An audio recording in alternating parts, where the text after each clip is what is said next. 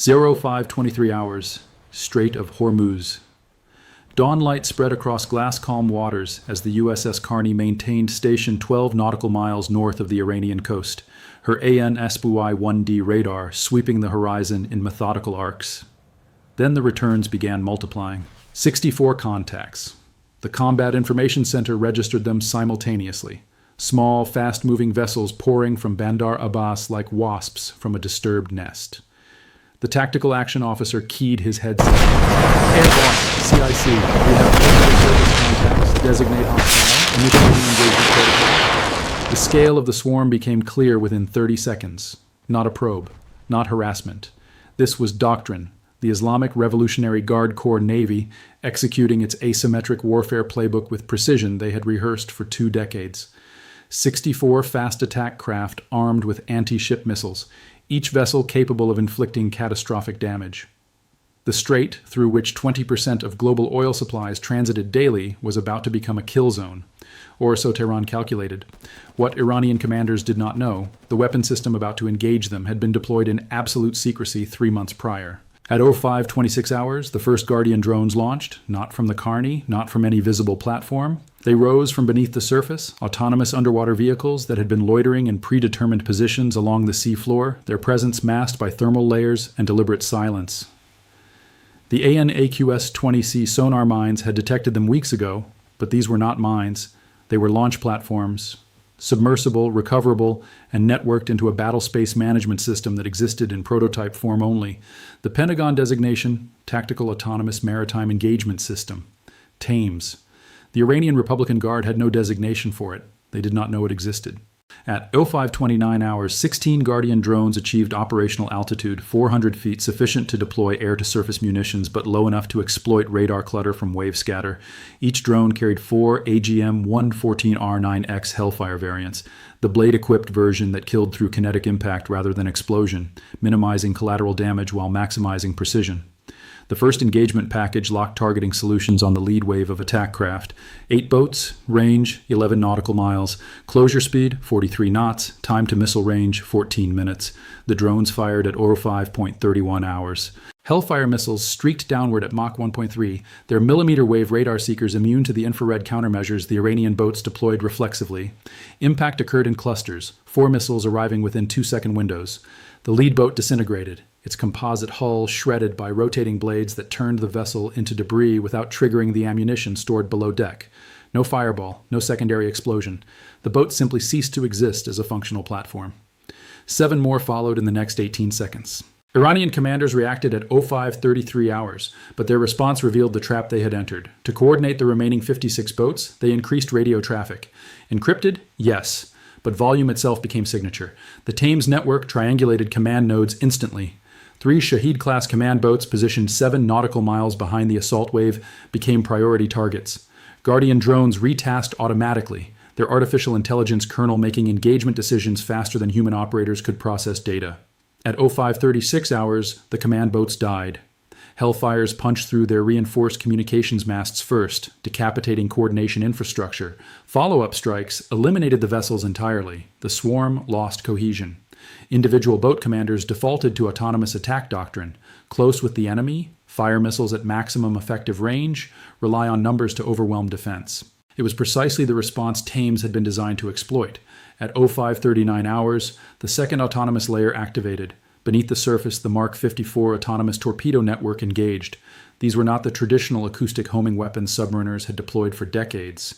These torpedoes communicated with each other, sharing targeting data and deconflicting engagement zones without human input. 32 torpedoes, launched from canisters that had been embedded in the seafloor, rose toward the Iranian boats at 60 knots. The attack craft had no anti-submarine warfare capability. They detected nothing until impact. 12 boats vanished between 05:40 and 05:42 hours. Hulls cracked open from below, flooding so rapid that crews had no time to transmit distress signals. The torpedoes were surgical. Each unit verified its kill through acoustic signature analysis before moving to secondary targets. 0 redundant attacks, 0 wasted munitions. At 05:44 hours, the Iranian formation fractured completely. 36 boats remained operational, but they scattered, some reversing course toward Iranian territorial waters, others accelerating toward the Karni in desperate final attacks, 6 breaking east toward Omani waters in apparent defection or panic. The Thames network recalibrated. Retreating vessels were deprioritized. Advancing threats received immediate attention. Guardian drones exhausted their Hellfire loadouts at 0547 hours, but the system had anticipated ammunition depletion. From the Carney's helicopter deck, 2 MH-60R Seahawks had been airborne since 0525 hours, orbiting at station 20 nautical miles south. They closed now at maximum speed, each helicopter armed with AGM-114M Hellfire missiles and M134 minigun pods. The helicopters did not operate independently. They were nodes in the Thames network, receiving targeting coordinates and engagement priorities from the autonomous kernel. At 0551 hours, the Seahawks engaged. Missiles first. 6 boats eliminated in coordinated strikes that dropped multiple Hellfires per target to guarantee kills, then minigun fire. The M134 systems, capable of 4,000 rounds per minute, raked the remaining attack craft with precision that would have been impossible through manual targeting. The helicopter's fire control systems, slaved to Thames data feeds, compensated for boat evasion, wave motion, and crosswind in real time. Bullets found engines, bridges, weapon mounts. 17 boats crippled between 0552 and 0556 hours. At 0558 hours, 6 Iranian boats entered terminal attack range, 3 nautical miles from the Karni, close enough to launch C-704 anti-ship missiles. The final defensive layer engaged. Not the Karni's own weapons. Those remained silent, their magazines preserved. Instead, 2 autonomous surface vessels, disguised as commercial support craft and operating 40 nautical miles apart, converged on the threat axis. These vessels carried modified CRAM point defense systems linked into the Thames network, 11-round rolling airframe missile launchers that could engage aircraft, missiles, or surface targets with equal lethality. The Iranian boats fired at 0559 hours. 8 C-704 missiles launched, their active radar seekers locking the Karni's distinctive superstructure. Flight time to impact, 43 seconds. The autonomous surface vessels fired 16 RAM interceptors in 4 seconds. The missiles climbed, inverted, and dove. Kinematic profiles optimized by machine learning algorithms that had processed 10,000 simulated engagements. 8 intercepts occurred between 11 and 6 seconds before the C-704s would have struck home. Detonations created a curtain of shrapnel 3 nautical miles ahead of the Karni. The cruiser's crew felt nothing, saw nothing. The engagement occurred beyond visual range, managed entirely by systems operating without human authorization loops. At 0601 hours, the autonomous surface vessels shifted targeting to the launch platforms. The 6 remaining Iranian boats disappeared under combined RAM and 25mm autocannon fire. Wreckage burned on water that reflected dawn light, now fully risen. Silence returned to the Strait at 0603 hours, 40 minutes after initial contact. The Thames network transmitted final damage assessment to NavCent headquarters in Bahrain. 64 hostile vessels engaged, 64 hostile vessels destroyed or mission killed. Munitions expenditure, 112 Hellfire missiles, 32 autonomous torpedoes, 16 RAM interceptors, 48,000 rounds of 25mm and 7.62mm ammunition. U.S. casualties, 0. U.S. platforms damaged, 0. The Karni had not fired a single weapon from her own magazines. The Iranian Republican Guard, unaware they were fighting autonomous systems rather than manned platforms, had exhausted their swarm doctrine against an enemy that did not fatigue, did not hesitate, and did not require human decision latency. The strategic ramifications cascaded within hours. Iranian state media remained silent for 6 hours, an unprecedented information vacuum that revealed internal crisis. When statements finally emerged, they were contradictory. The Ministry of Defense claimed a successful exercise. The Revolutionary Guard issued martyrdom notices for 83 sailors. Regional analysts noted the discrepancy immediately.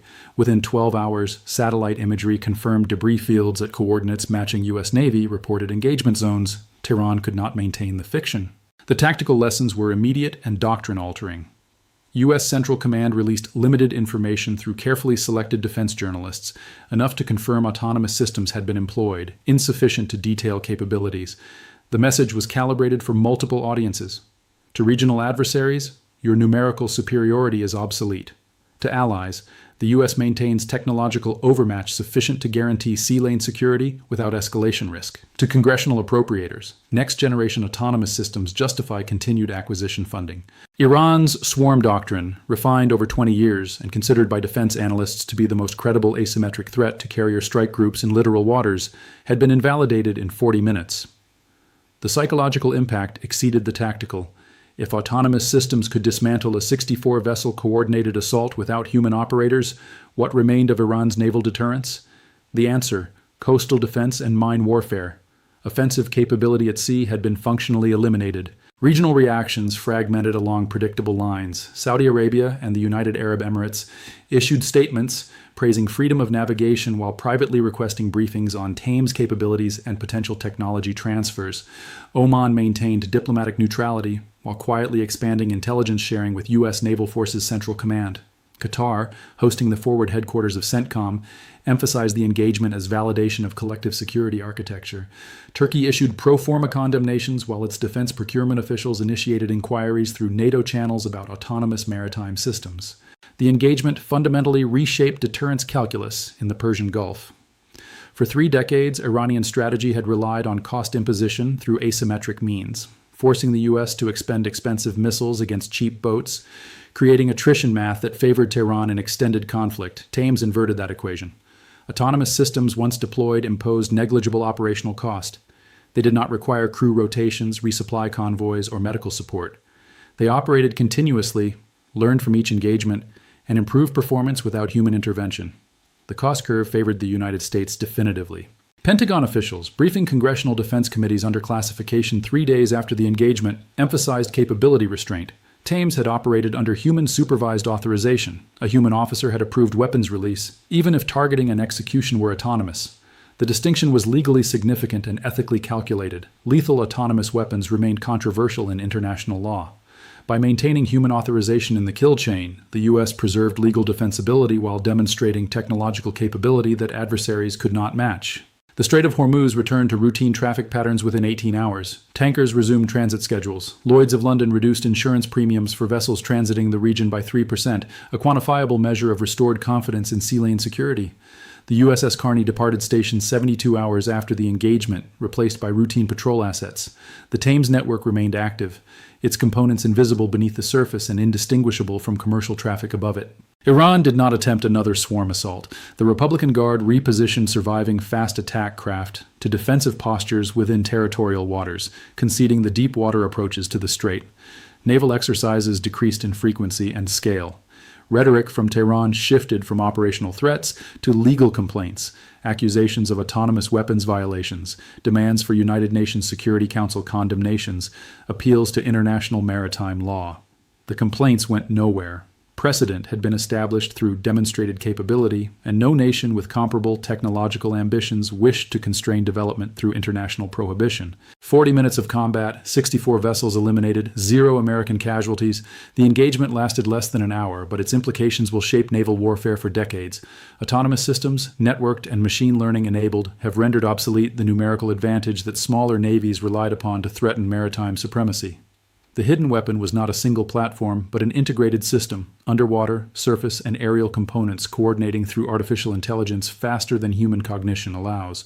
Iran tested American resolve and discovered American capability had evolved beyond their intelligence estimates. The strait remains open, not through negotiation, but through demonstrated technological dominance that adversaries cannot counter and allies cannot replicate.